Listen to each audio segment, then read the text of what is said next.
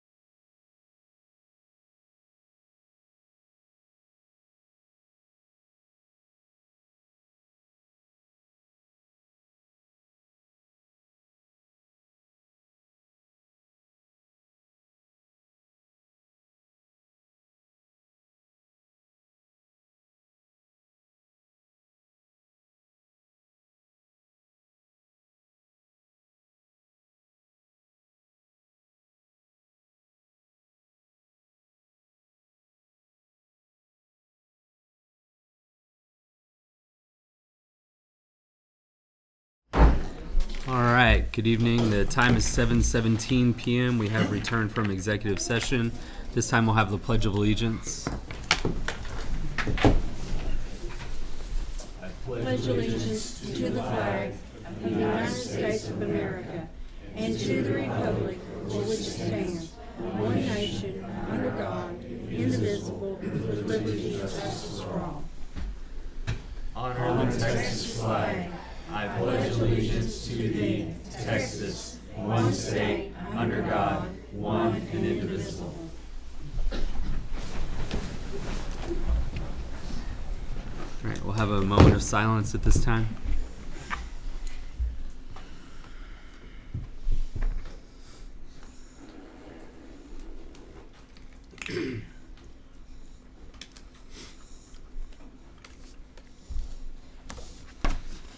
All right, thank you. We have a couple of special recognitions. Right.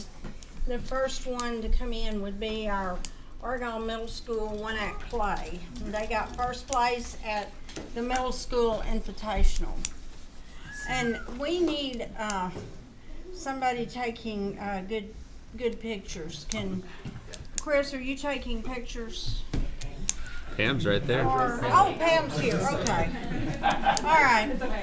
It's not that we don't trust you, Chris. No, I knew Chris was. Okay, Y'all so. come on in. Squeeze in. Come on in. You come in the space. You don't have to stay in the line. Do you want to talk a little bit about this play and kind of the background of it? It's really a very powerful production. I can say that because I did see it. And then I've got all the recognitions, like for Best Performer and All-Star Cast, I'm going to read too. All right. Do I need to like talk in the mic or anything? You're good. Hi. So I'm Travis Turek and Aaron Turek. We're the middle school directors, and this is half of our one-act cast. So the show that we did this year was The Shining Lives, which is a historical drama about the women who worked in radium dial factories or watch factories, painting watch faces with radium powder, slowly poisoning themselves as they did so, and sort of their struggle against the wrongs that were being done to them at a time when companies were not necessarily held accountable for that kind of thing. And so we got first place at our invitational tournament that we were able to host in our fantastic facilities, and competed against 4 other schools, and yeah, had a great showing.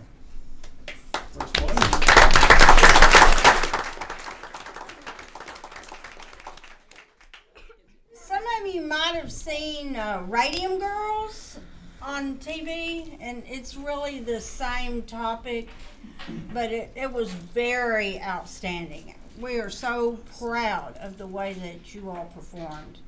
I thoroughly enjoyed it. Thank you.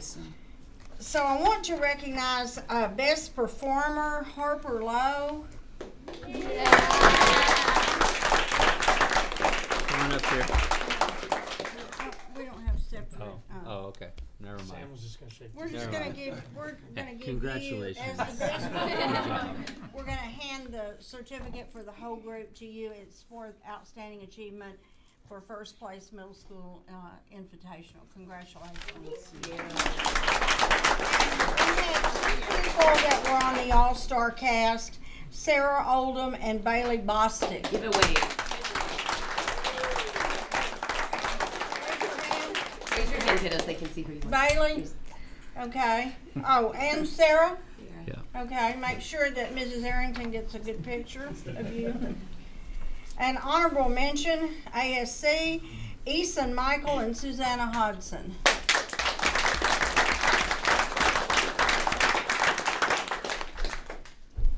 Okay. And outstanding technician, Kylie Weston. She couldn't be here tonight, but yay, Kylie. And then the group also received Best Tech Crew. Yes. So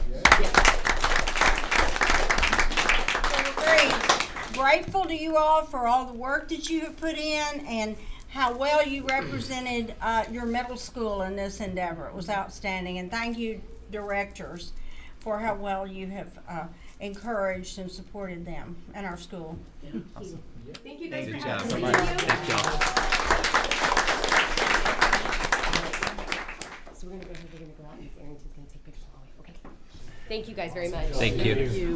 Did we get enough pictures, or are you taking more? She's gonna She's continue gonna out be the there. hallway. Okay, good. Thank you. Are we ready for the counseling award? Yes. Okay. We have Marjorie Edge and Heather Kennedy, the West Elementary School counselors.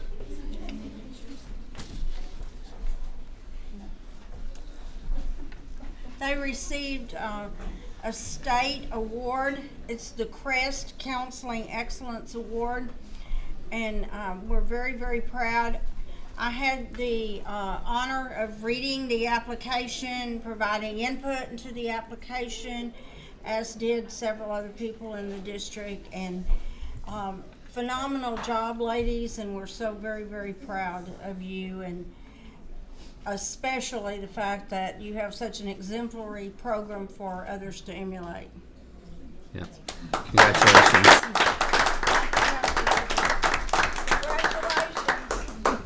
Congratulations. Good job. Congratulations. I guess it's appropriate since the therapist on the board here can tell y'all you did a good job. So there you go. I can get a picture of y'all. Oh, Thanks for Good being pictures. here tonight. good pictures. Good pictures. That's right. All right, you guys ready? 3, 2, 1, smile. Thank y'all. Good job. Thank you.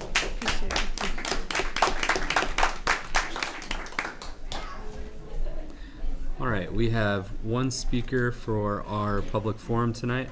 Mr. Colin Fields, you want to come on up to the microphone right here? I'll give you a couple rules and then I'll tell you when you can start, okay? All right. All right, so you're going to have 5 minutes to speak. Mr. Hawksworth here is going to keep time. He's going to let you know when you have 1 minute left. And then just to let you know, the board will not have any comments or questions on what you say per our legal requirements. But whenever you're ready to begin, the floor is yours. Thanks for being here. Okay. So hi, my name is Colin Fields. I am a senior at the Argyle High School, and I would like to thank you for giving everyone a time to speak. And right here, I have a petition signed by over 100 students to repeal the rule against hats at our school. And as you can see, wearing hats is something that is very important to me and hundreds of other students at our school. And as such, we wish to wear our hats while we're in school. The rule as it is now, it has reason to be enforced in order to prevent cheating on tests and quizzes. However, having hats banned at all times during school not only is unnecessary, but it also wastes everybody's time. Having someone like Mr. DeLay come into my class to take away my hat, it 1, disrupts class, 2, takes time away from his duties, and 3, takes time away from my day to come by at the end of school to come and pick it up. All because I was wearing it to feel comfortable while I was studying. And this happens to so many other students besides me. I can tell you from experience that most everyone, including students and teachers, ignore this rule because most of the time it isn't necessary for students not to wear them, i.e. in the hallways. And in turn, they ignore this rule when it actually should be used. My solution to these problems is to allow hats throughout the school and have the teachers choose whether or not to allow hats in their classrooms instead of having the administrators enforce it. Part of the teachers' jobs are to ensure that the students are engaged in the lesson and are learning. And if asking them to take their hats off is a part of that, then it is reasonable that they should do so. As for the contents of the hats themselves, I believe that it should be handled similarly to shirts. No hateful or gang-affiliated symbols, and no brims that are too large or distracting. This way, the rules are enforced exactly when they need to be, without having school administrators interrupt classes all the time. Thank you for your time. All right. Thank you, Colin. Thank you. Appreciate it. Well spoken. Thank you.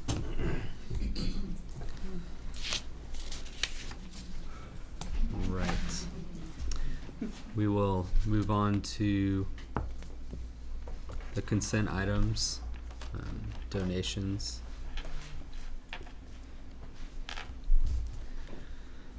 All right, for the February 2022 donations from AEBC, $25,000 for 2022 varsity football uniforms.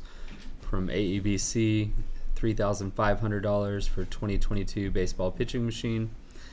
From the AISPTA, $966.30 to purchase a collection of books for the library. From Hilltop PTA, $4,144.86 for garden furniture. From Argyle West PTA, $15,000 for specials and rooms. Total February donations, $48,611.16. All right. Does anyone have any questions on anything that's in the consent agenda? All right, I'll entertain a motion to approve the consent items as presented. Make that motion. Dr. McDade, motion to approve. Do I have a second? I'll second. Mr. Williams, second. Any further questions, discussions, comments, concerns? All right, all in favor say aye. Aye. Any opposed? All right, thank you. Okay. Got our construction reports. Mr. Cohen, come on down. We have guests from the construction company tonight, too. Yes, that Pogue is here. They'll do the elementary 3, South Elementary report Awesome. for us. Mm-hmm. And I'll start it off with our administration building report. Maybe. Yeah, I'll let you work. Not working. Are you punching to the right on? Mm-hmm. Did I do it or you do it? We'll see. So here we've got an aerial shot showing kind of overall site progress. We've got masonry installed on the back, both sides, and the front. Actually, we'll be wrapping up this week. So we'll have all the masonry on the building, and then come back in and they'll finish the parapet caps for the roof. Yeah, it's working now. Here's a photo from the front of the building showing the mason. He's about 75% of the way up. This was taken last week, so he's right there at the top now washing and going to pull scaffold down. Canopies are being framed, and they'll get the metal going on in the next 2 weeks for that. Tile work has actually started this week in the restrooms inside. Here's an interior shot. The walls have actually been primed, and we've got first coat of paint on all the walls inside today. Here's the backer board in the restrooms. It's a waterproof type product. We use that behind all tile. So that's all been installed and tile work has started. This picture shows our permanent power being completed. They're getting everything buttoned up. Then CoServe will come out and set the meter and terminate on their end, and then we'll be able to energize the building, so we'll get some air moving in there, heat some days, cooling other days right now. But that'll let them get started on the flooring over the next month. Inspection with the city scheduled for 21st. That was supposed to be today, so assuming they pass, then we'll have full release to energize that gear. Coming up, they'll start working on the carpet and other flooring materials as we get air moving. As we get those trades complete, then they'll start hanging doors, and they'll do the finished coat of paint. Like to wait on that till we get as many trades out of the building as we can, so we're not going back for a lot of touch-ups. We just delay that final coat. Gas installation is complete, and we'll be getting that turned on very soon from CoServe. Electrical ceiling rough is wrapping up. They'll start dropping lights as soon as they run ceiling grid. And then we should see the metal roof finish along with the wall panels and the soffits over the next month. What's next? Finish paint throughout. Finish all of our ceramic tile and flooring. We're waiting for delivery of the folding partition that'll divide the board/training room from the large conference room. That's scheduled to be in over the next month. Finish our roofing. They're working on the monument sign. They'll be starting masonry on that. And then wood doors and hardware, we've actually got them in storage, so receive just means get them to the job site and install them. And then the landscape will begin this month, and they're starting to clean that site up. So right now we've got a projected completion still around the first week of April, and furniture delivery is set currently for April 13th. So if everything stays on track, we should be ready to move sometime that third week of April. Bond meeting. I mean, the board meeting. It's third Monday in April. You shooting for that? No, we are not. Okay. We are not going to try to do that. That's too much. May. May board meeting. I think May. Okay. So you guys will get like one sit through in Not even that. there. I know, just sit there for 10 minutes to swap out. Yeah. Any other questions? Nope. All right. Come on up. Tonight we've got Jordan Kennedy and Dale Davis with Poe Construction. They're going to give you the elementary report. Just use your arrows. All right. Up and right. Appreciate it. Thank y'all for having us. Thanks for being here. Excited to show you. Got Dale here. He's the one that's really been muddy boots on the ground out there. So we're going to be showing y'all a lot of his hard work along with about 30 different subcontractors out there. So we'll get started. First picture here is the site work. Major activities going on out there is finishing the grading at the pond. I was out there this afternoon. We do have that complete now. All that dirt has been spread and we're to final grade there. And then starting on the playground infrastructure and concrete over for the playground area, getting some staking and things like that done for that area. So also finishing up some sidewalks and things like that I saw today. So doing well on the site. Inside the building, a lot of progress in there as well. Continuing second floor slab pours. We did finish the pour in area C, which is the second floor slab. That was done on Saturday. So really happy about the way that's progressing. And then got area B roof decking going in now. And then as you can see, we've got some drywall going up in the admin areas. We've got several thousand square feet of the building with drywall on the walls now as of today. So area A roofing is all dried in. Exterior stone installing. Percentage wise, how much veneer you think we've got in? Admin and kitchen area is about 90%, and we're about 80% on the storm shelter. Yeah. We started in area B classrooms. They're probably about 30% on the north side.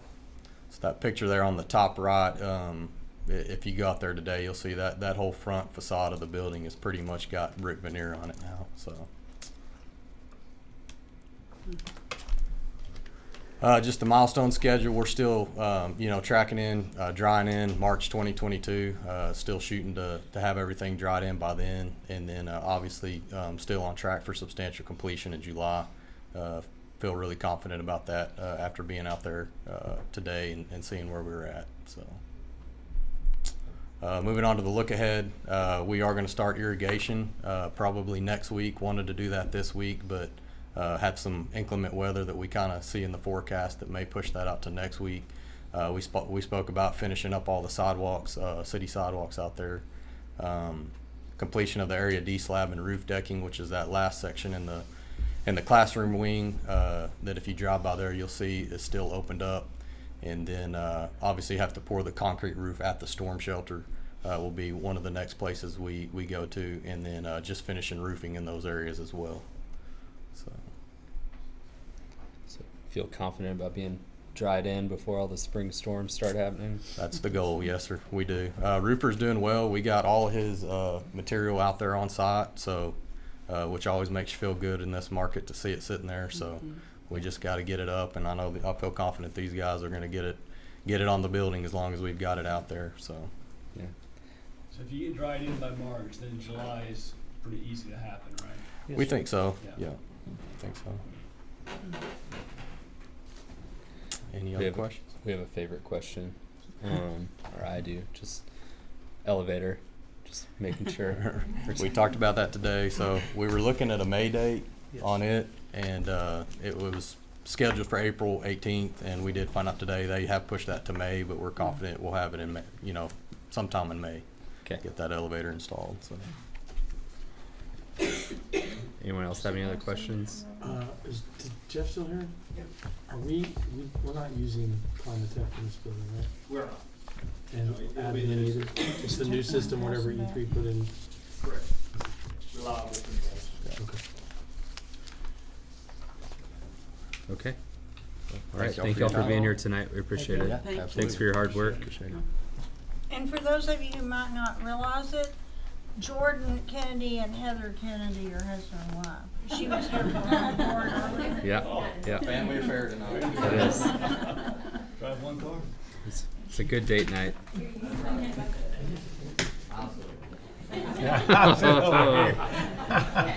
All right. All right. Okay. All right. Dr. Wright, do you have your Yes. report? Yes, Okay. they're sending me to school. Okay. They won, the girls won at Eaton High School against Bridgeport, the girls in basketball, the basketball girls 58-36, so they'll be going to the regional tournament in Lubbock. And that just happened. Good. That's breaking news as of the moment. Okay, on the 4th and 5th of February, we had to close school because of ice, mainly ice and some snow, ice and snow.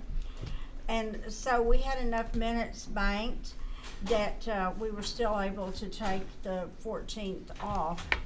Now, unless we have another ice or snow episode, we'll be able to have the Monday after Easter. But that, if we have bad weather again, we will have to use that day. Now, high school everybody has enough minutes. High school was on 460-minute days, except for intermediate. And intermediate is going to have to add 5 minutes to their day for 2 months beginning on February 28th. So Rick Heron, our communications director, will be sending out information about that. The reason that intermediate was short was that they turned out school to host the UIL competition, and they had Hilltop students there, and they had their students there and West students and other district from outside the district. But they're the one that did not have school that day. So that's why they're having to do that, but they're the only one. Then we do have some big elections coming up in the district. On May the 7th, we have a board election and a bond election. Back on January the 18th, the board called a bond election for $267,885,000. The bond was called on the recommendation of a citizen committee of 24 people. They worked for 4 months, 7 meetings, putting this recommendation together. And in compliance with current law, the bond will be in 3 propositions. Proposition A, 2 elementary schools, a middle school, buses, technology, a furniture refresh, Hilltop playground improvement, and safety and security upgrades. Proposition B, as required by law, it's in a separate proposition, the stadium at Canyon Falls at the high school. And Proposition C, the IAC at Canyon Falls at the high school. We are very sad to say that Brad Lowry and Jeff Williams are not running for re-election. They have both provided 6 years of service on the board, which is very much appreciated. Much appreciation to Mr. Lowry and much appreciation to Mr. Williams for your service on the board. board member candidates that we have for place 6 are Andrew Herring and Matthew Slayton. That's Mr. Lowry's place on the board. And for place 7, Mr. Williams, we have Natalie Long, Nicholas Reynolds, and Josh Westrom. So we do have candidates in both of the places. And this is not geographic. Many times people ask me that. These places are not restricted to any particular section of the district. Early voting begins on April 25.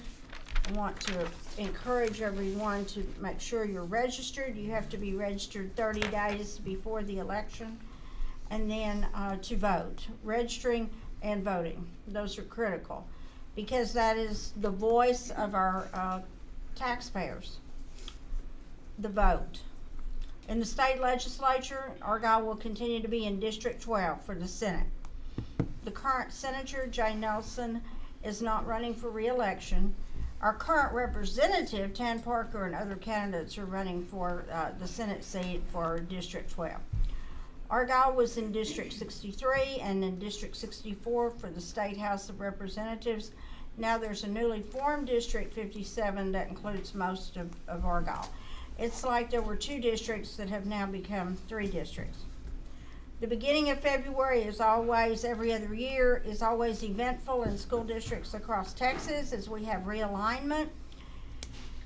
We're in UIL 5A Division 2 now for football, and then 5A for our other activities, our fine arts, and our other sports. 5A Division 2 football, we're in District 3, Region 1, and it'll be Argyle and Carrollton Creekview and Denton and Frisco Emerson and Frisco Independence and Frisco Memorial and Lake Dallas. For basketball and volleyball, we're in District 7. We have Argyle, Colleyville Heritage, Denton, Denton Ryan, Grapevine, Lake Dallas, North Richland Hills, Birdville, and North Richland Hills, Richland. We will also be in that district for the UIL academics, and we're in charge of the academics for organizing it, and we're going to be having a meeting soon for those districts. We will have the annual budget workshop for the board this year. May 25th is the recommended date for the annual budget for the annual board budget workshop, but we're waiting on the new board members to make sure that they can make that date. This date will give new board members a chance to participate in the workshop, and we'll change it if we need to. Concert Choir was honored to be one of 6 choirs in the state to perform at TMEA in San Antonio in February. We had outstanding reports from Mr. King, who spoke there and introduced them, and from Mr. Bird, the band director, about how well they were received. And they did get a standing ovation from 1,000 to 1,200 people who were there listening to them. I had actually seen them on Tuesday, the same week that they performed, and they were incredible. We're having several activities for Black History Month. We do have a cultural committee at each campus and also at the district level. High school's having a soul food meal on Thursday. Majestics won first place at their state competition. Boys basketball will be playing, they're the district champs, and they'll be playing Benbrook tomorrow night for by district. Girls, as I just said, they're 34-0 undefeated, so they'll be 35-0 undefeated now.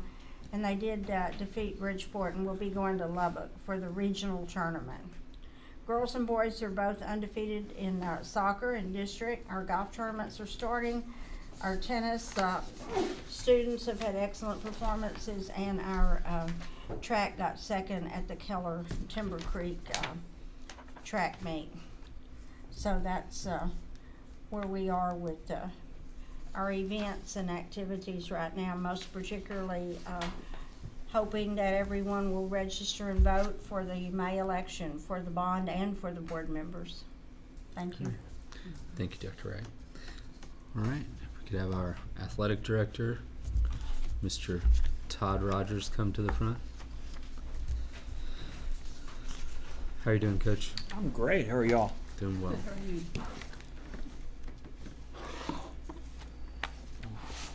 Sure, I can read that. There it is. I have bifocals here. I can do whatever. Mine's highlighted. I'll work off that. You want to be brief? Okay. Jeff Williams and Brad Lowry, thank you so much for 6 years. It's incredible. Thank the rest of you for long-time service to Argyle. It's pretty amazing what we've been able to accomplish the last few years, and it's I always have said in every interview I've ever done that we have a superintendent's on board, with a school board that's on board, with a division that we're casting at the lower levels, and I very, very, very much appreciate y'all's role in that. So with the facilities, I'll just jump right in. I've got several divisions right here at the facilities. We'll work through pretty quick. The backstop netting of baseball was just replaced last fall. We'll be doing the same thing. They're not in the same life cycle, the netting at softball and at baseball, so we'll be doing that this summer or possibly this fall. We'll be getting an estimate. We will be looking into increasing, make it a little safer environment. We're going to look at moving the nets down in front of the first and third base bleachers, just to protect line drive balls coming down the foul lines and up the foul lines on the first base side. It gets hectic down there, so just to preserve some people's noses and faces and make it a game of softball, not a game of dodgeball. So the high school and middle school tennis courts, my coaches are requesting covers or awnings. I've looked at these. It's not as complex as the new cover that we've put at baseball. It's awesome. That's where families can eat now at baseball, softball. Mr. Ledford has done an amazing job with that. The models that I've seen at the tennis courts is the tarp type, just a tent type style. So I'll be working with that to get some bids and some designs with that. Wanting to do that on the high school campus and certainly at the middle school campus as well, so we can host tournaments. We'll be hosting a spring tournament coming up this weekend, God willing, and the snowstorm doesn't hit. But also my coaches have addressed wanting some more bleachers to fit in the facility. I didn't guesstimate it very well, but there's a little bit more width between the two groups of four. And so we're going to add another set of bleachers in there this upcoming summer. I did suggest that we would have to get on campus and practice it every day to see what the aptitude and to see the things that we need to change, and I think that's something that's very important. Phase 3 high school bond, we've got that going in May. Hopefully that will pass and we can move along with an indoor getting built on our campus. It's a great luxury. I cannot repeat how awesome it is to have that so all sports can use that. If we have to travel back and forth, it puts a bind on our teams because of the 8-hour rule. The baseball and softball fields, several updates as we move into 5A. I have talked about a desire to have awnings over the baseball, softball. That's to protect the fans from foul balls, in addition to protect them from the scalding heat in the spring and summer. So I have a desire to have that. Secondly, our restrooms are inadequate for the capacity of the stadium. So I want to look into remodeling our existing storeroom there, possibly making that a female bathroom, and then renovating the other part for the male bathroom. I think it's more than big enough to do that. I've talked with Mr. Ledford extensively about that. In regards to a storage building, baseball already has a storage building over in its facility. We extended those dugouts and added a storage building over there. I would like to do something very similar with softball. As we move into 5A, the teams will be hovering right around 20 team members, and we just need a little bit larger dugout. We remodeled the ones over at baseball, and I think we should probably do that at softball as well. The bullpens have some abnormal wear in regards to the chain link. Probably a very poor design and line of thinking, carrying that on to the architects on my behalf. But I think we need to put up new chain link over there. It's become a little bit unsafe, and certainly some netting around the catcher area. Also, Mr. Cook, our softball coach, has requested another light be installed there to enhance seeing that area for the pitchers warming up. So I think it'll make it a safer environment for all. I'm also asking for the baseball scoreboard to be repositioned in right center. The reason for that, when we added the bleachers, if you're sitting on the first base line, you can't even see the scoreboard. So we want to move that to right center. We also want to put lattice work, for the sake of a better term, around it for scoreboard advertising along those lines. I have spoken with Mr. Williams about the possibilities of having a full digital boards out there. It's probably outside our price range right now, but I have been contacted by an outside entity, and we're vetting that situation, maybe for sponsors to pay for that and for adding the same one at softball. If we do add one at softball, I'd like to elevate that above the fence line and then fill in that gap that's in the fence line. In regards to the training rooms, obviously our training room in the field house is top notch. I've had a lot of college kids come back and say it's better than what they have in college, so it's something that's going to serve us well long term. But we need to the space inside the gymnasium needs some new flooring, and we may have to polish the concrete down a little bit and make it drain a little bit better, because Caitlin Ham goes over there and does a lot of rehab, and it's a wet space. It's slippery. They've polished the concrete over there, and we just need to make it as top notch as it is in the field house, and I just don't think it's going to be that much of expense. They did appendage cold tubs over there, so sticking in your foot, an elbow, a hand. We're going to put one larger tub over there, so we'd like to get that purchased to replace the two appendages cold tubs. And then, as noted here, that those have about run their life. The STEM and ultrasound machines, the game ready units, and the Normatec units. Those are not needed immediately, but their lifespan is coming to the end. The track area, we love our track area on our new campus. We will not host track meets. We'll keep that over at the stadium. But are asking for pit covers to cover those, and so we'll need to get those made specific for those dimensions that we have. And then obviously we want to look at some practice rings and shot for the shot and disc once we have a better understanding of where the stadium footprint is going to fit. The wrestling room, unbeknownst to me, they didn't do an adequate job of putting in the pads over in the wrestling room along the wall. So we've contacted the construction companies, and we're going to have them come back out and fill those areas in. Volleyball and basketball, Gym 3 scoreboard is still not working. I don't know whose finger to point at in regards to that, but we need to get that up and working so we can utilize it in gymnasium for games, to better host tournaments, and in volleyball and basketball. We're asking for some additional outlets to be put at the top of the bleachers for filmers and videographers.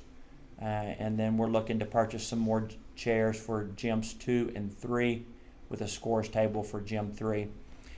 Coach Westmoreland has asked for 3-point lines to be painted on the side goals in the arena gym.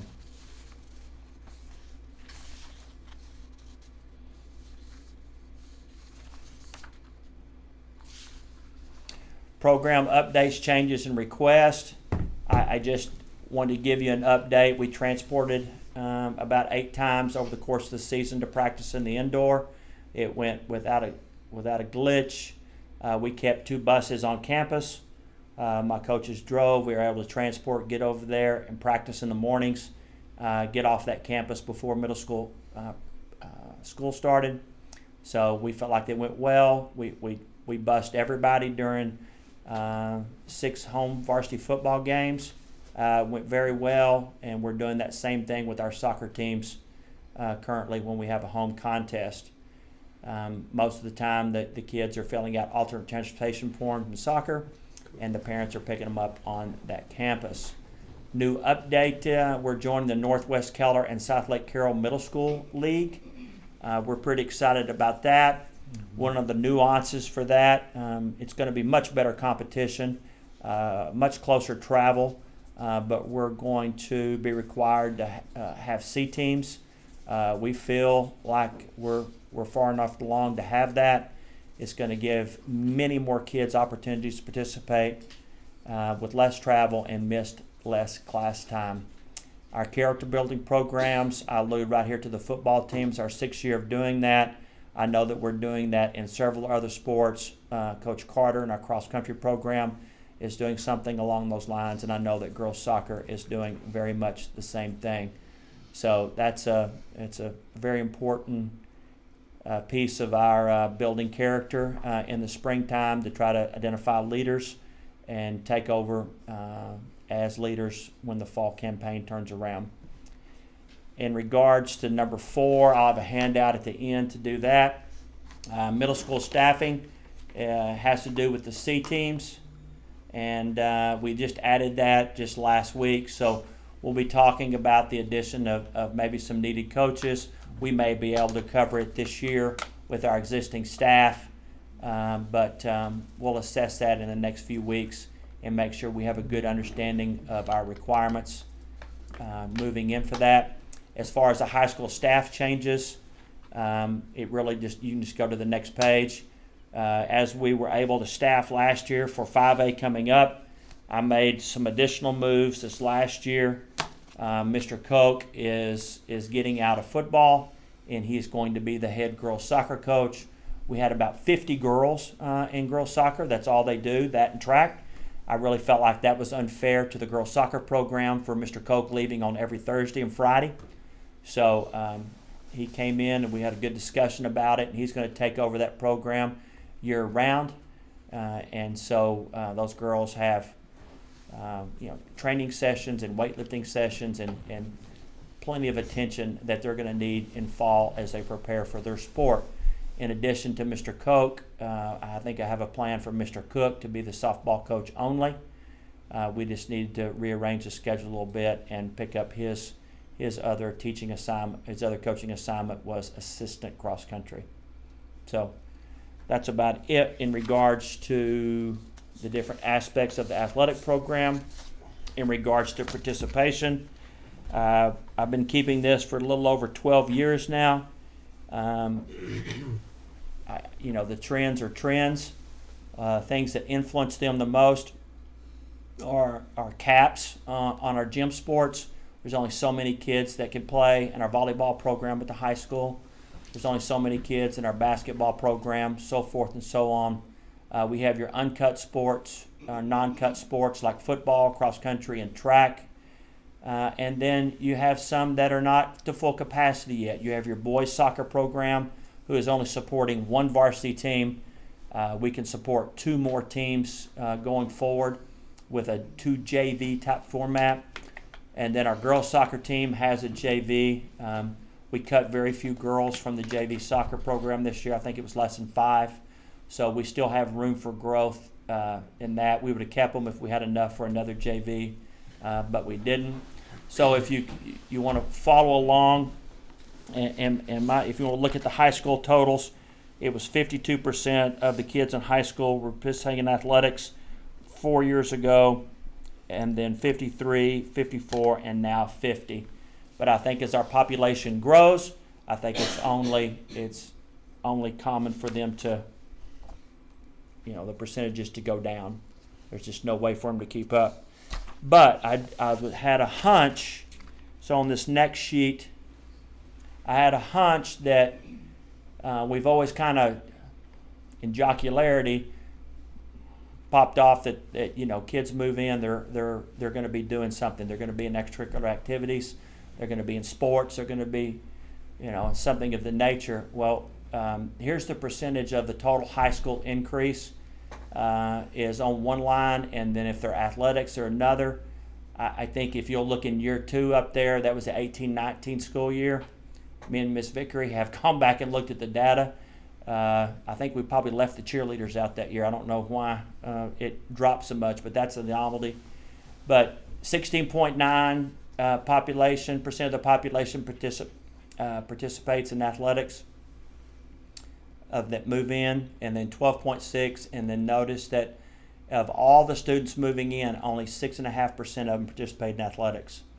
So there's a comparison of the new students on the next rows, and then the most interesting aspect of it is the very bottom one. 38% of the kids moving in, that's new to Argyle, have participated in athletics. So it's not the same percentage. It's 12% lower than the normal population. So that may have to do with just participation slots, or it's just trending differently than it used to be.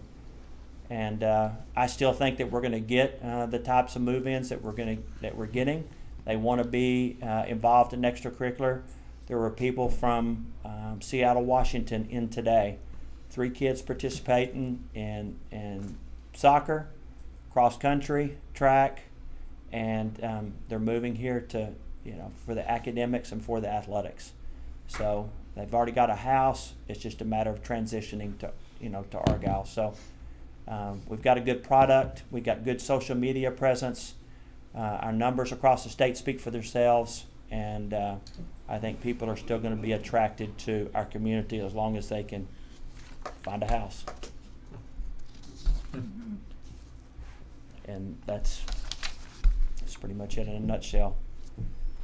Realignment in athletics was okay. Thought it was good. I thought it was much different than I anticipated, but I think it's going to be good for us. I don't anticipate any more challenges than what we already thought. I think moving up to 5A is just going to be more intense, more competition, but I think our kids we've got good kids to go to battle with. Any observations about any of that or information I presented? Do you find that as a school gets larger and there are more opportunities in other areas such as fine arts, in addition, let's say, to athletics, that the population in athletics decreases some, that maybe what it used to be when it was a smaller district, or have you seen any of those numbers at all, just in general? Or I think that 1% on year 5 is an indication that it's going to go down. But we have caps. I mean, there's 55 kids in baseball. There's going to be 55 kids in baseball next year, and there's going to be 55 kids in baseball. So it's a lower percentage of the whole. 5 years from now, there's going to be 55 kids in baseball. Okay. It may drop to 54, and it may go to 56, right. but there's only going to be, there's going to be 12 kids on every basketball team. And pretty soon we'll add 9th grade B teams to our volleyball and basketball programs. But that's that next step of staffing that I think we need to get to, and we'll have another little surge percentage-wise when we're able to do that. Okay. But I pulled the stats for cuts that we had in different sports, and we're not there yet. We're just not there. Did we cut a whole team? Not quite. Not quite. Yeah. But eventually we will, and that's when we'll need to add those sports. But my mindset is we still have 2 teams in boys soccer and 1 team in girls soccer. So, and we have unlimited opportunities in cross country and track, and we have unlimited opportunities in football. So we're offering a gamut of opportunities. Okay. Yeah, I get the percentage of the whole. As we grow, you are capped at certain things. Yeah. It's going to eventually go down. There's just no way from keeping it happen that way. Understood. Thank you. Okay. Anyone else have anything for Coach Rogers? All right. Thank you. Yeah, thank you. Thanks, Serge.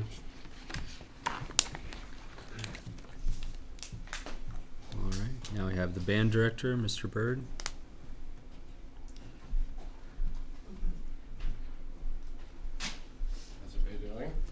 Doing well. Good. How are you?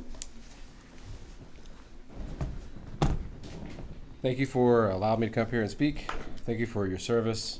I know it's a tremendous amount of work what you do, and thank you for your continued support and love for the music program, the band program, all the fine arts, and Mr. Lowry, Mr. Williams, same thing. Thank you for everything that you've done. I'll try to make this quick and brief and let you ask questions, and we'll just move forward if you don't mind. I don't know how to use this, but it looks like it's working. Again, this is this document is just to let you know what we're doing. I'm not really asking for anything specific. I'm asking for your money right now.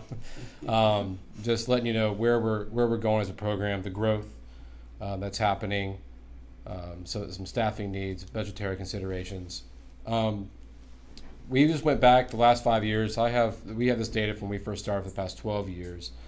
But this is the 6th grade enrollment history, and this is important because this is where students actually join band. This is where they actually come in and they're participating in band. It's really the only time in 6th grade that that a student can onboard into band and they start their musical journey playing a musical instrument. It's really one of the few activities that we have where it all starts at that grade level, and then it's continuous all the way through 12th grade. It's highly unlikely that students join in 8th grade. Some will join in 7th grade, but most will join in the 8th grade year. But this is important for the percentages, and it's important for the growth of the program, and you'll see why here in just a few minutes. But this is our middle school enrollment history. You can see that we carry somewhere around that 23 to 25% in the past 5 years of the middle school program. It has gone down and up based on, we feel some of it was based on COVID, some of it is based on there's a lot of success and growth in the other fine arts areas where those programs are growing as well, which is good for our school. And there's a high school enrollment is the same thing. One slide. Yes, ma'am. Just a second. Okay, thank you. Yep. Here's the high school enrollment, and we are growing. The band program is growing, but not necessarily at the same rate as the school is growing. You'll see we've carried anywhere between 9 to 12% in the past 5 years. I know, like when you look way back in some of the data, it was like 30 to 40%. But we have the growth that we're getting at the high school. We're not getting a lot of students moving in and joining band. I think we have this year. I think we have about 7 or 8 kids that are doing that, that are joining band. Most of that could be because of their experience at their previous high school. Some of that could be, they get here and they just decide to not do it for whatever reason. But there's no beginner band, at the high school level. So that because that onboarding time is in 6th grade. But this is important data for our growth. Yes, ma'am. Just a quick question. Do you ever get any information on the new kids that come, and if they've been in band in another district, that you get to speak to them or recruit or talk to them at all, or is it more that they approach you? Yes. I think I believe that everybody who has been interested in band I've found out about, or if they were enrolled in band, I have found out about. Okay. I wouldn't know what I don't know, so there absolutely could be, but our counselors are pretty fantastic about letting us know, especially if it's on their transcript and the parents have been, or they want their kids to be enrolled in the program. But this is our projected growth in the next several years, just using the percentages that we've laid out in the previous slides. We think that next year will be about 147 students in the high school band, middle school about 175, 6th grade about 156, and you can see it grow from there. And this is still very healthy for a 5A high school. I think whenever you're doing 9 to 11% of the population of the school, that's a pretty healthy program. I don't know why this slide turned out like that. on here. This chart will just outline everything that's going to be needed in the near future, the next 5 years. Now, a lot of this, again, this is dependent on, some of this is dependent on certain instruments and how many students that we actually have that keep playing a certain instrument. We have to assume that our percentages are going to kind of be the same or close to the same as the charts that we lined up. But you can't really predict every tuba player is going to be in, in how they're going to continue. But we do plan for that, and this is what it looks like. There are considerable amounts at the bottom, but again, that is those change a lot based on if a tuba player decides to move on and into high school. If we have multiple tuba players move to high school, then we have to make sure we have tubas in those hands. We don't go and purchase them until we kind of see it happening, and we talk to the students, and then we'll go out and get those instruments to be sure they are absolutely taken care of. So what is the turnaround time? Is it just a couple months? For a tuba, it's very long. Right now, if we were to buy a Yamaha tuba, which is what we have, it's about a year.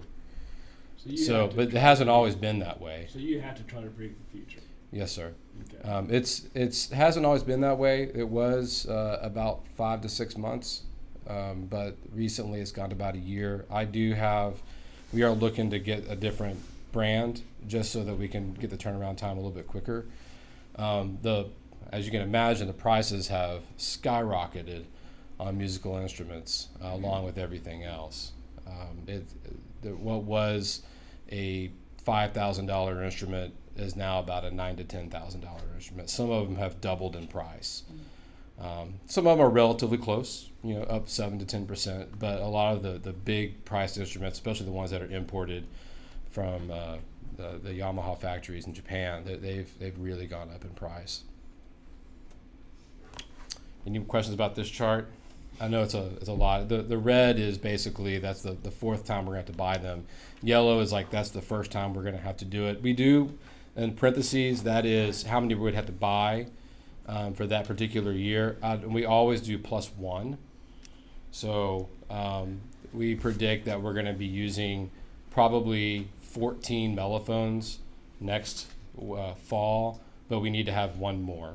And we keep that one more in case we have a move in. We also keep that one more if we have one that needs to be repaired, you have another one that a child can use. And we also don't want to be in a situation where we're at a state marching contest and an instrument breaks and we don't have a replacement right away for them.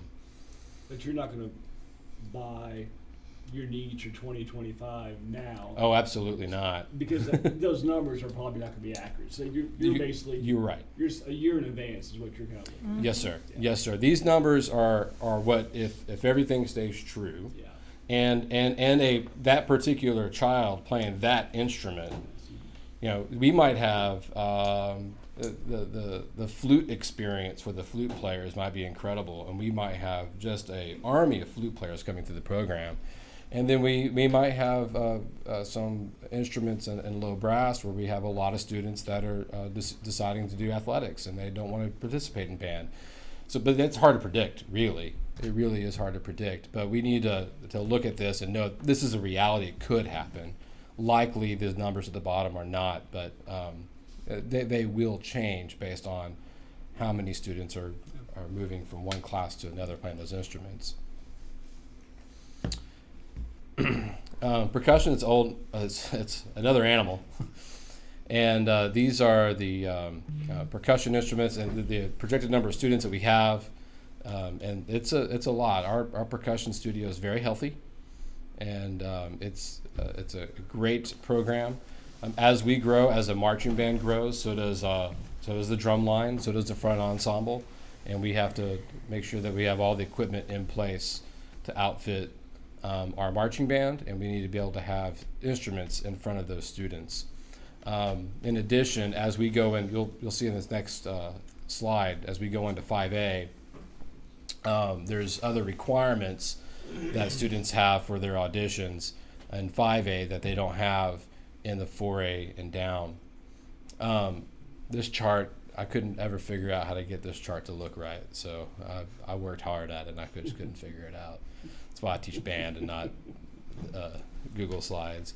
So the following chart shows a detailed breakdown of the instrument needed outfitted balance percussion section as well as electronic needs. It's no secret that when you look at our marching band, we have electronic needs. That's pretty standard.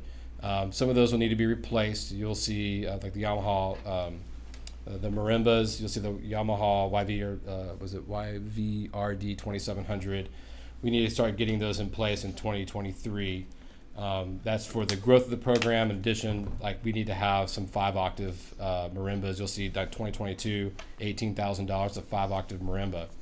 That is because in Texas Music Educators Association, when the students audition for 5A All-State Band, they use a 5-octave marimba. And that's become kind of the norm where we don't have, I think we have maybe one or two. Mr. Lemish could give me that information, but on this list would be another one for the students to use. And keep in mind that these instruments stay at the school; they don't take them home. So these are shared amongst, 30 to 40 students throughout the week.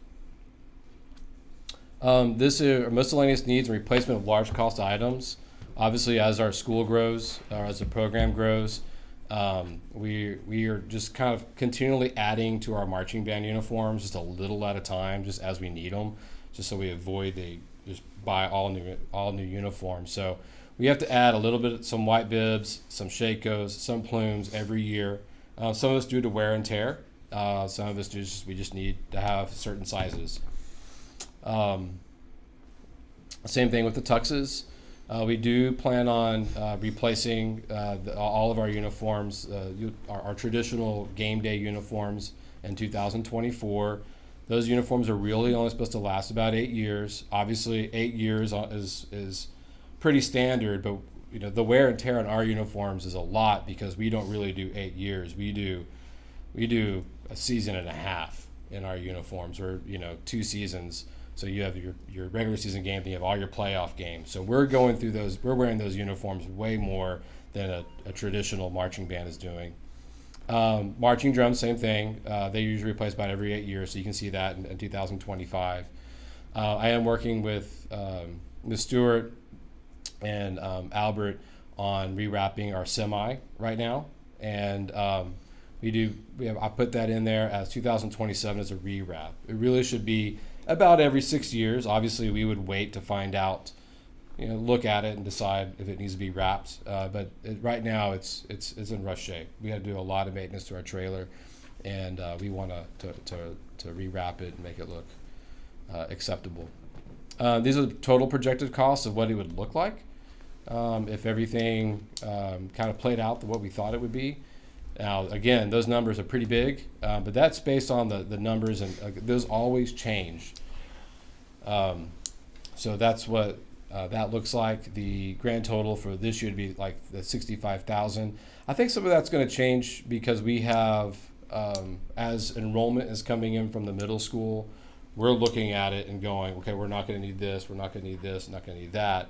That came in just this past week to my desk as of like Thursday. Additional staff needs. We started a middle school winter guard program at the school that meets after school.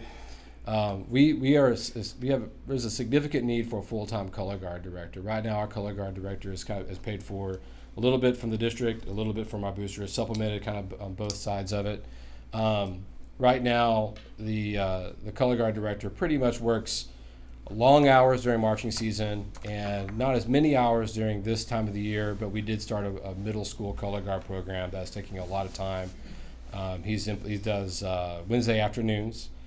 We have about 20 girls in there and boys in that middle school program. We have about 20 right now, 16 to 20 in the high school program. So we're 40, 6 through 12 right now. And we do expect that to grow because it's becoming pretty popular amongst some of the kids, especially at the high school level. As we grow, obviously, repair budget, supply budget, consultant budget, all those fees go up and they grow along with the program. I think we're all pretty fair aware of that. I did put this together. you can go to the 5-year plan first, choir 5-year plan. Mr. Griswold sent this to me. The TMEA concert was absolutely unbelievable. I had a colleague of mine who happened to be, he's a band director, and he happened to just be in the hall, and he kind of stepped in the hall about 5 to 10 minutes into the concert. Then he stopped and watched the rest of it, and he told me afterwards, because that's just a world-class choir. It's unbelievable, and it's a big banquet hall in the convention center. There had to have been about 1,000 to 1,200 people, and the reception was unbelievable. It was an incredible concert. They represented Argyle really well, and I'm very proud of them, and I know that you are too. But I did want to say that. But I'm presenting this on behalf of Will. Let's see. I guess this works this way. Yeah, if you could, you can start right there. You can keep going down. So the district choir enrollments, we have about 80 students in the middle school choir and about 100 students in the high school choir. It's grown significantly, especially at the high school level. You can see that both these programs only had about 15 students, with a total choir program about 15 students when we started it. But it's grown. It's grown a lot. And of course, with that is going to be some cost for uniforms, some cost with the some of the rehearsal equipment that's going to be needed. We do expect there'll be about 150 to 175 students in the high school program, and about 120 to 135 in just a few years.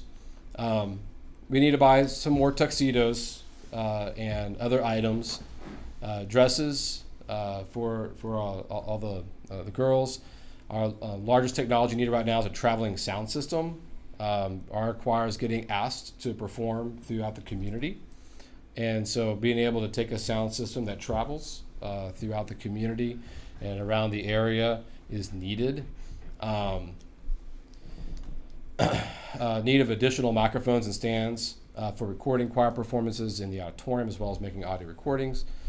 Middle school program uses a music library system. Whenever there's no music library system at all at the middle school. The middle school choir program, we need a grand piano or something like a grand piano for their program at the middle school. Right now, we are dependent only on the Roland digital pianos. We really need to get an acoustic piano at that campus for them to use. Both programs needed to have more folio cabinets for binders and storage. Also, there's thought that in the near future, we need to think about purchasing some sort of small trailer for them to travel to different places around the community and the city. This is an outline of everything we just talked about and the costs. A lot of these are retail. For those in the years that we would likely need to purchase them. I think essentially what we need to do right now is we've got to be sure that we have tuxedos and dresses for our students, and get on the sound system, the recording equipment, and the music library. Some of those numbers on the music library, it says 15,000. I don't know, like there's different sizes. That was the traditional size. So we can look at that and find out what's fit and get with Tommy and see where the best place to put it, and those numbers would change. And I think if you can go down just a little bit, additional staffing needs. We do feel that when we get to, I think we put 175 students or 150, that we would need to add additional staff in our choir program. And maybe one that goes back and forth between both campuses, maybe two at each other campus, but we don't think that would likely need to happen until 2024.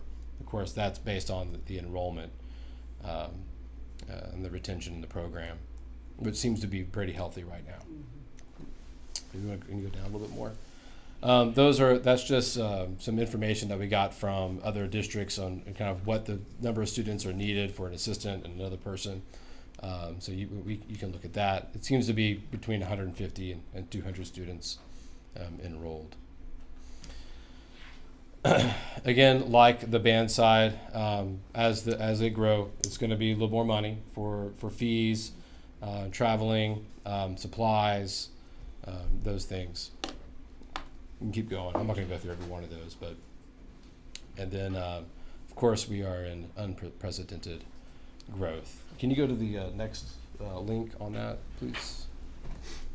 I put this together because I felt like maybe this is a good time to talk about it, and I just felt like this should be at least out there for and how a two high school scenario would look like for us as it loads up. This is a rough draft. Okay, so it's just something that it was just put it together. Let's see what happens, and I don't know what the end result will be. There are some obvious challenges to predict what would need to happen, what the full impact of the program when the final decision will be made. But there will definitely be an impact. I think our biggest concern is how this will affect the students' experience in the program. The band program, along with all the fine arts programs, are inclusive for all 9 through 12. Our marching band, we don't cut kids. We include all classes 9 through 12. Our curriculum and recruiting is aligned to develop students in the instrumentation of programs beginning in 6th grade. So when they come in 6th grade, we have a curriculum in place for those students to go from 6 through 12 that benefit them and benefits the others in the program. I'm not going to read through all of these. This is for your information, just so you can see how it would impact us, and how you could really do if we were split 9-10 or 11-12, what the staffing would look like on that versus if you have 2 high school camp. I'll let you read through that, and you probably already have, so I won't go through all of these things. There are some significant expensive items that would need to be purchased, even on both sides, even if we were doing a 9-10 campus, because we have a lot of things that we share right now, but there are a lot of, when you take the 9th grade campus, when you take the 9th grade students out of the high school, they don't have access to the high school equipment that we have. And they would need access to the equipment on 9th through 10th grade campus. I know that you're aware of that, but I wanted to put it on paper for anybody who would need to ask questions on that. Again, I am very excited to be here. I'm humbled to be here. And I am honored to be your band director, and I'm honored to be the band director of our students. This is a fantastic place to be. Do you guys have any questions for me? Can students be in choir and band, or they have to choose? We have several students right now. I think we have about 5 kids in choir and band. It's hard. They have to have it in their schedule. They have to be able to have the room, but we have, I think, about 5 students. We had 2 students that performed that are right now in the varsity concert band. They were in the marching band, and they performed at Team EA with the choir. So, and one of those is not only involved in band, they're band, color guard, choir. I don't think she's involved in theater. She's busy. But yes, sir, you can do that. And so you brought up the 2 high school versus 1 high school discussion, which is a lot of moving parts to that. In your, one of the big issues is just student participation. Mm-hmm. From your point of view with band, where you don't turn people away, as one school grows, you think you can still incorporate everybody, or do you see more opportunity in band and more opportunity in choir if there was 2 systems? I think the opportunities, when it comes to a single school, you will have, I think you'll have the same number of students participating, whether it be one school or the other. I think where you'll get is one school is more successful than the other, then you're going to have more participation on one than the other. As far as opportunities are concerned, a student would have, you'd have 2 drum majors. You would have maybe 6 drum majors, 3 on each campus. You would have probably an expanded leadership team. I think when it comes to being a leader in a program, you would have a bigger leadership team. As far as participating in a band or in a marching band, because we're inclusive 9 through 12, I don't see that part being impacted. I do see opportunities for students to be in leadership positions, I guess I should say. in the theater, I think you would have 2 one-act plays, and you would have obviously 2 choir programs. But the number of students, there's no limit on the number of students you can have in a varsity football, varsity band, or varsity choir. There's no limit on how many students you have to have in a non-varsity group. So I don't see that part really playing a role. Knowing that, did that answer your question, or did I just Yep, kind of like you not did. answer? No, you did. Okay. knowing that you look at 6th grade and you kind of forecast throughout the next 6 years, how does having a 6th grade class that is going to be potentially split, how does that look as a band director and in 2 band directors? Do you start looking geographically where the kids live, what they play, and then where they're going to go and how? That's going to be the biggest challenge if we go that way, because again, 6th grade is the onboarding time, right? So whenever you're doing 6th grade, you're really trying to get, what do the kids want to play? What are they physically? What can they play? What do they want to play? And then how does that work with the total instrumentation of the programs? You can only do, if we allowed every kid to play what they wanted, we'll have saxophonists and drummers, and that's about it. But so we have to be sure everything's kind of evenly spread out. But when you're talking about splitting now that 6th grade campus, I think you would have to look at, okay, what community do you live in? Okay, if you're in this community, then these are your options. If you're in this community, these are your options. I think it's going to be very difficult. And then you would have 2 high schools with really 2 maybe philosophies on music, or on how they do things. So it'll be hard to streamline that curriculum up through here and then go to 2 different high schools. I'm not saying it can't be done. I think we have to be creative. I think that we'd have to look at what we can do. Now, I'm sure there's pros to it that we haven't even looked at that we can go, this could be a better way to do it. But that would be a very challenging for our program. And you wouldn't see that right away. You would see that when those students start to enter our program. You see that 4 or 5 years from now, or whenever we started that. I mean, I think about how challenging it would be to have 9th and 10th in one campus and 11th and 12th in a unified band, for your sake. That's that's another one. It's keep all that together. Yeah, and shuttling them back and forth. When are you practicing? How do we get in a varsity marching band? We again 9 through 12. We plan on always marching all of them. It's done in other districts. Some do it really well, some not really well, but it is done. But whatever the cards that were dealt, we'll have to look at those and find a creative and make a plan moving forward to keep the success that we have. Well, and one thing that's neat about tonight is that we have, we always have a goal as much participation as possible by individual students. If we can get students participating in something in the high school experience, right, it's going to be the Argyle way.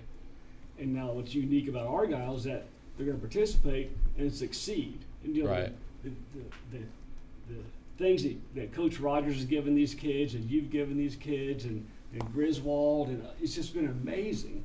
It's what we saw tonight, middle school theater. Mm-hmm. All our athletics, our girls are going to regional.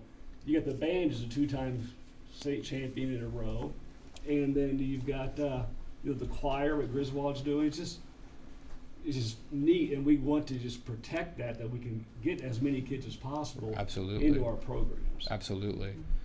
And yeah, I can't say any better than that. That's what we're here to do. And I want the experience of a child entering into anything at Argyle. When they come to Argyle Middle School in 6th grade and they start making decisions of what activity they're going to be in, I want their experience in 6 years, 7 years when they graduate to be a positive, life-changing impact, positive life-changing impact. And so whatever we need to do to help with that as a band program, we will do. You'd mentioned band is a no-cut option, and so that's why you have numbers that go out to 250, even 300 if the growth continues. Is that real world? Like, so if you see 5A schools or 6A schools, are there bands that big? Yes. So they do grow. I would say the majority. I think I don't have this now. I'm totally guessing. All right, but the 5A is probably traditionally somewhere between 150 to 175 to 225 is like about your number that you have for a marching band. Okay. At my previous school, when we were 5A, 6A, we went anywhere between 200 and 250. Some of the larger 6A programs are 300 to 400. I mean, Allen High School has 7 to 800. I'm trying to picture that on the Does it get unruly? They have enough buses to get them. Precision and to take it to a level which you guys have done a great job of. When you have 350 kids out there, or 300, or even 280, is it a completely different challenge for you to the routines and the? I think if you build a strong foundation like we already have, and you have good staffing, and if it's staffed well and the kids are given the resources, band kids are band kids, and we try to teach structure, we try to teach success, and characters and strong character. I think here what we've laid out and in our program and the athletic programs, and it won't get unruly. I think it will be just as successful as we grow. I really, really do. Coach Rogers, I don't know if you're still here, how do you, in terms of athletics, how do you view this issue in terms of kid participation? You talk about your numbers dropping. There's only so many people on a baseball team. How do you view participation numbers in terms of one large school, two split schools, from an athletic point of view? And athletic point of view, I think you're going to see your non-cut sports grow. But just like I said today, we're going to have B teams when we have enough people ready to participate in those B teams. So we're going to, at some point, we're going to reach a cap where we don't have any room. But in answer to your question, long term, do you want one school or two schools? The two schools scare me because it creates rivalry in the same town. Mm-hmm. And it becomes global decisions when you make instead of what's pertinently needed for that school. Mr. Bird alluded to it, is different philosophies. You're not going to have the same philosophy at both schools. There's going to be priorities. There's going to be emphasis. Kids are going to go to different schools for different reasons. I kind of come from the one high school concept is it creates more diverse groups. There's more opportunities with clubs. There's more opportunities for a broader scale of activities where a kid can find his niche in the school. There was lots of things we didn't offer when we were 2A. When we were 3A, you know, we held everybody who wanted the Majestics, we held them at arm's length when we were 2A. We held them at arm's length when we were 3A. But then when we got to 4A, we're able to start the program, and even the same can be said with choir. It blossomed and grew, and I think that's indicative of the trend we're headed. I think we're going to be able to offer more programs and let them grow and blossom until their full maturity. I don't think we're eliminating people, if that's what you're asking. I'm just wondering if it's a little bit different in this realm than like sports, but you're saying by adding more teams, if there's that many more kids that want to play football or basketball, you accommodate it by more teams that are able to compete versus just not having a spot for them.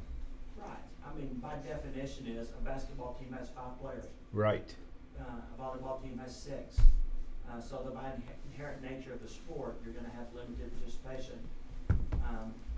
If you go to a 2 high school concept, you go from 5 to 10. You know, I know that's minimizing it, but it's not that many more kids. I still think you're going to have kids migrate to small niches that fit their needs in a large one high school concept. I mean, I've coached at Marcus High School. I've coached at Rockwall High School. I've been in those environments. more doesn't mean, Kids getting left behind in your view? I just don't think they do. I think they find something more that they can connect to. And I always use it could be the Spanish Honor Society. There's tons of clubs and opportunities for kids to find more people like them. That happens on the college campus. I think you hit the nail on the head on that one. I mean, just allowing programs to fully mature with the population that we have growing. Well, thank you, Mr. Rick. That's what you're saying, right? That's what I kind of got out of what you're saying. Okay. Well, you can use, Colin, you play the guitar, right? Okay, Colin's in the band, plays the guitar. The larger our high school gets, the more people that play the guitar. Instead, we have other opportunities for Colin to connect to people in things that he's interested in. If we stay small, his group stays small. But I think it just gives a broader range of opportunities for kids with one high school concept. And it's obviously it's unstated here, but it's a better economic decision for the district. Thanks. Thank you. One last question. Yes, sir. Now they're a 5A. Is there a state competition next year for 5A? There will not be a state competition next year for 5A. Next year is actually 4A, 6A year again. So if we were 4A, we'd go for a third year in a row. But we will be. But there is a slight change. There is now a UIL area marching contest that will happen every year starting next year. That I believe is going to have Lone Star Cup points that used to not ever have happen. You only got Lone Star Cup points if you had a state championship berth, and then placed however you placed at the state marching contests, you got those points. But we would be waiting 2 more years before we were able to go. So instead of our state score lasting for 2 years, we'd get something different. We'd have an opportunity for a score every year. Correct, but I did email Mr. Kent, the UIL director, today, asking that. Like, I asked that question, and he left it unanswered. Okay. So I think he thinks that our state championship points from this year will probably move to next year as well. Because right now, if you win the state marching contest, or if you do any points at state marching contest, you get those for 2 years in a row. So then the area ones, if we won area, would be on top of that? I do not know the answer to that Yeah. question. Just That's curious. what he left unanswered. I was like, They may not know yet either. Does he That's have correct. other examples of when the classification of the school has changed? he didn't answer that. Because whoever was the 5A, well, there wasn't a 5A champion this year. There was a 5A champion. It was Cedar Park High School, but they would I think they're still 5A, so they would get those points next year. So there was a 4A, a 5A, and a 6A. There was. This year was the only time. unique experience where they did every But classification. that 5A champion from this year would definitely get their points for this year Yes. and next year. Yes. So I don't know whether they'll give us our points So, like, double or not. I don't know. So Since we're it would changing it would be nice to get our points as a 5A. Those 10. I think we get 10 points. It'd be nice to get those next Totally. year. And That'd be then that would be totally nice. that would be a place where we're getting 10 points and Cedar Park is getting 10 points. Right, that'd Right. be the thing. Yep. It'd be nice if they made that rule in the year that you changed, and then after that, you go to area, state. Yeah. If Well, I you just- stay in Yeah, I that don't classification. I don't know what they're Yeah, I gonna just do. don't know if they can find an example of somebody who's Who's won it and then retained their went up. points I don't from moving in one classification to the other, winning in the lower classification and then retaining their points. Yeah, I don't. We I don't got know. into this years back, and it was soccer, right, Todd? Before we were having to play up in soccer, Yes, ma'am. and we were bound and determined that those points weren't going to count or whatever in our classification.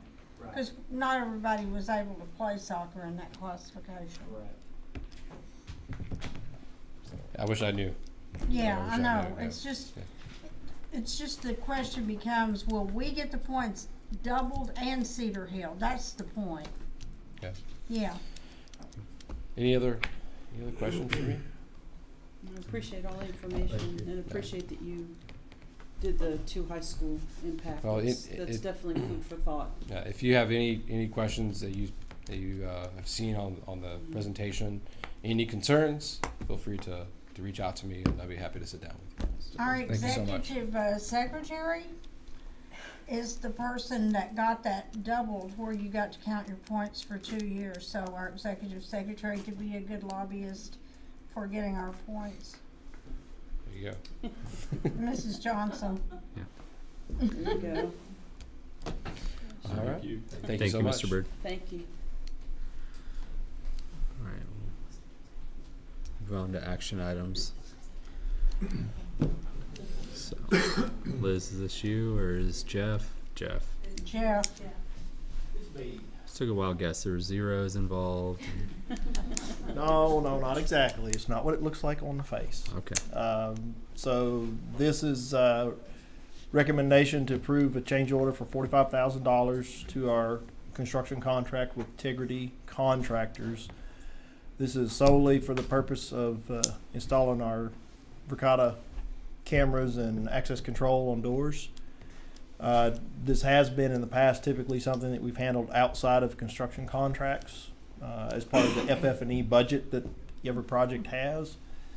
In this case, we are kind of partnering, so we have some contingency still left on that project on the contract side of it, so we're taking part of that and then what's left with the technology FF&E budget and putting those two together to get this done. The total cost is about $82,000. So we're really just moving $45,000 from what would have been spent as FF&E separately into the contract, and then we hired the one contractor on that side of it to do it all. So it doesn't change our total project budget. We're just putting it into the construction contract. Seems pretty straightforward. All right, I'll entertain a motion to approve action item 10A as presented. So moved. Mr. Hawksworth, motion to approve. Do I have a second? Second. Mr. Lowry, second. Any further discussion? All in favor say aye. Aye. Any opposed? Thank you. This is where you want us to amend it to high school counselor. Right. Okay. Okay, I'm providing background on adding a teaching position at the high school, emergent bilingual learner teacher. It's the same thing we've been calling ESL, or limited English proficient students, but now we're calling it emergent bilingual language teacher. And this is about $65,000. We've been using an aide and a couple of periods a day with some of our English teachers who are ESL certified. Then the other thing that I want to do is where we have one of our LSSPs to restructure that a little bit where the person is like 30-70, where 30% of the time they're doing LSSP coordinator work for them and for the rest of the LSSPs, and the other 70% of the time doing hands-on work. Same thing with one of the diags, to split it 70-30 where they're doing diag hands-on work 70% of the time. And this would just give the incentive of being the coordinator and help Dr. Ruggles a lot with the LSSPs and the diags. Then also we had previously discussed adding a counselor, and it's not on here, but I'd also like to recommend that we add the high school position for the emergent bilingual learner, the duty assignment change, which is about $10,000, and then the counselor. Does anyone have any questions for Dr. Wright? What would adding the counselor add to this? Adding a counselor will add about $70,000. So we're looking at approving $145,000. Correct.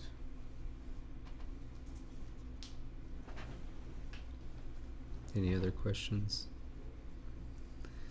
All right, I will entertain a motion to approve action item 10B with the amendment to add a high school counselor to the other mentioned positions. I'll make the motion that we approve action item 10B as amended. All right, Mr. Lowry, motion to approve. Do I have a second? Second. Dr. McDade, second. Any further discussion? All in favor say aye. Aye. Any opposed? Thank you. Okay, and then the last action item.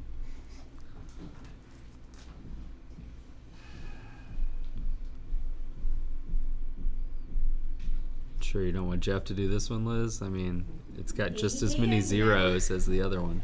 He actually wrote this one for me, so. As you heard earlier, we're preparing the for the move to the administration building. So this is a request to actually approve the cost of moving staff from this building to the new administration building. We're asking for a cost of a maximum not to exceed about $15,000.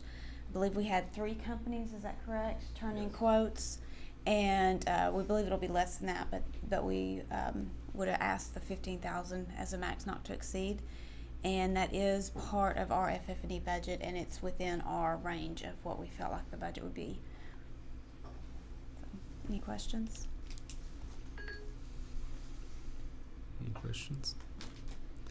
All right, I'll entertain a motion to approve action item 10C is presented. So moved. Mr. Deffenbaugh, motion to approve. Do I have a second? I'll second. Mr. Williams, second. Any further discussion? All in favor say aye. Aye. Any opposed? Thank you. All right. The board is actually going to adjourn to closed session again. So it's 8:54 p.m. We're going to go to closed session.